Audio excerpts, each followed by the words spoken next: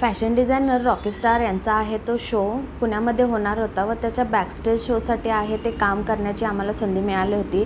इथे बघू शकता कलेक्शन खूप छान असं होतं।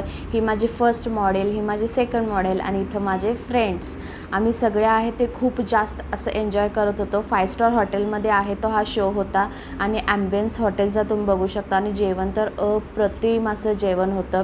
मग आहे ते इथं आमची गडबड आहे ती चालू झाली व बघू शकता की बॅकस्टेज एखादा फॅशन शो आहे तो सक्सेसफुली रन करण्यासाठी खूप साऱ्या लोकांचे आहे ते एफर्ट्स असतात आणि इथे विशाल सर व शेखर सर यांचा देखील आहे तो शो होणार होता।